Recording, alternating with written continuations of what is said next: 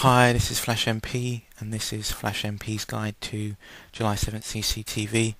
Going to start off with all the things that are wrong with the Luton image, why this is not proof of anything. Certainly it's not a valuable piece of evidence and would not be admissible in court. Probably start with the most glaring things that are wrong with the Luton image. Firstly being Jermaine Lindsay's left leg. There's a lot wrong with this. There's a triangular chunk missing from his left hip, the top of his thigh.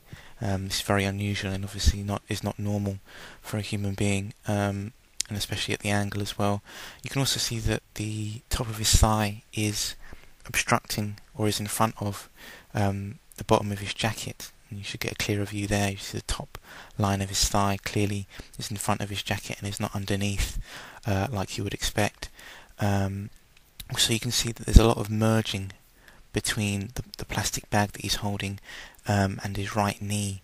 This is generally very messy area, and it could be because the people who fabricated this image had problems using the original image of Jermaine Lindsay, because this is probably composed of a lot of images that were taken on other days, not on July the 7th.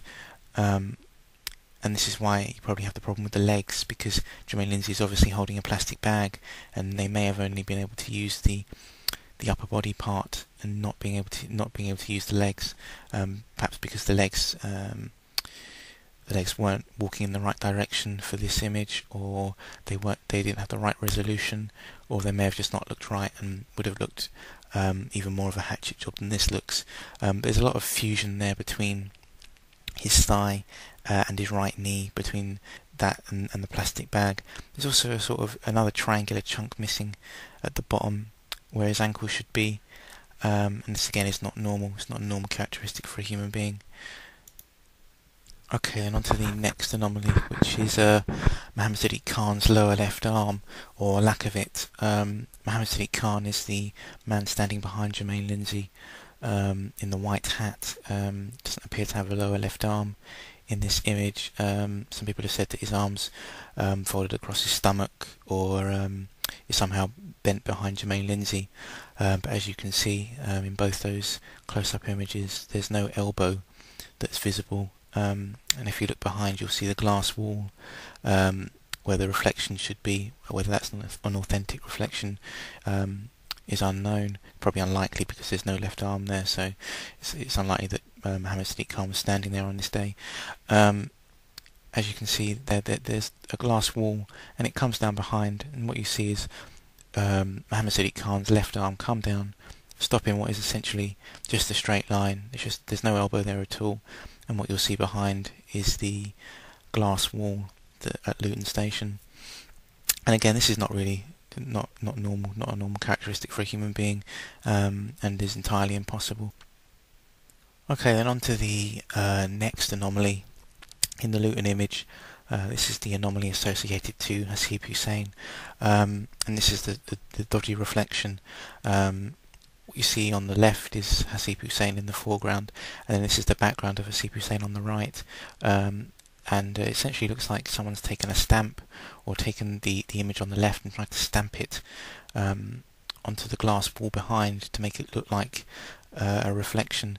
Again, this is quite a serious anomaly, and it's entirely impossible. Light does not behave in this way, and reflections do not behave in this way. You should see literally a mirror image of the other side of Hasib Hussein's legs, and the right leg should be in front of the left leg in the reflection. Okay, then let's move on to the next anomalies in the Luton image. The next anomalies are associated to Shazad Tanweer, who's on the furthest right in the image, in the dark hat. And the anomalies to do with him are mainly centered around his left leg. It seems to fizzle off into nothing almost, and seems to disappear behind this bus stop. But more importantly, there seems to be some sort of impact on the bus stop here. It's very wobbly. It seems to have been disrupted in some way, and that is not present in, or is not the same in, the dummy run image, which is taken from supposedly the same camera at the same angle. And as you can see, the bus stop is a lot straighter. very solid. It's also important to note in the dummy run image that Mohammed Sadiq Khan is wearing the same hat that he's wearing in the Luton image. Also, it's important to note that in the top right hand corner there's some kind of code, perhaps another kind of time and date code, but that's missing from the other image that's supposedly July 7th. Also, this image seems to show less of the bus stop than the other image, and that's supposedly taken from the same camera, so that may not be true, may not be authentic. The other image may perhaps have been taken by a digital camera that was placed on the side or placed very close to the same angle as the CCTV camera at Luton Station. And what this would allow the security services to do is to have time to use the image that they would have taken from Steele's camera probably to fabricate proof against the four men without having to ask for the CCTV tapes from the staff at Luton Station, or without having to ask the police for the CCTV tapes, because the police may not have been complicit in the falsifying of the Luton image. However, it is quite unlikely, seeing as it was presented in such a way by the police. Okay, then the next image is of Hasib Hussein. This has been used again, like the Luton image, in a lot of media reports, a lot of mainstream media reports, as proof or as evidence that the men were in London on July 7th and were able to carry out the bombings. But this image is proof of nothing really. It's unknown where this image was taken. There's no time or date code. The other three men should be around him, and none of them are visible. So this image is really proof of nothing, and shouldn't be used in any kind of report, mainstream media or not, to substantiate any claims that these men were responsible for the bombing. Also, this image seems to contradict police claims that they travelled together. The other three men should be visible around him, but they're not. Again, this has no time or date code, so it's impossible to tell when it was. The question should be asked, why are the police presenting this image as proof? Why are they so eager to put Hasib Hussein and the other men in the frame? Okay, then the next image is again Hasib Hussein alone at Boots at King's Cross Station. This image again has been used as proof that Hasib Hussein was in London on July 7th. However, this image does not have a proper time and date code.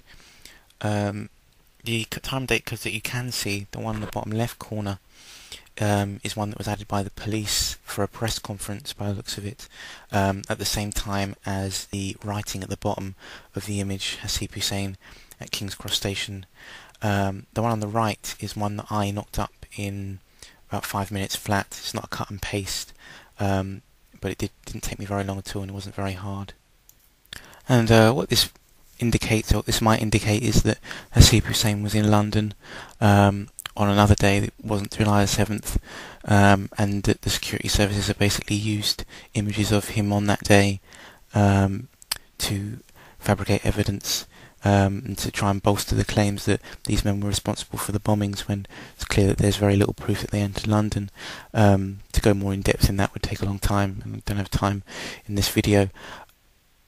And what I was basically trying to show in this video is that even though these images have been used in mainstream media reports, they're really not proof of much, and any report that contains these images is inaccurate, and that issue needs to be addressed. I was also trying to show that the evidence that is available, such as the IDs that were found at the scene and the papers that were found at the scene, is very important if you don't have any CCTV. Of course, some people are going to say that DNA was found at the scene and the papers were found at the scene, and surely that's conclusive proof. It's not impossible to plant DNA at a scene. It's not impossible to plant small fragments of flesh and bone at a scene.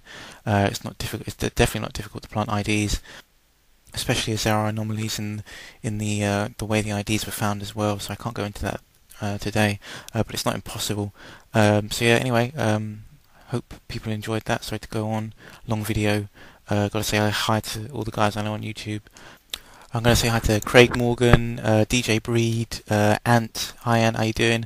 Shawnee Boy. Hope all you guys are well, and hope you enjoy, guys.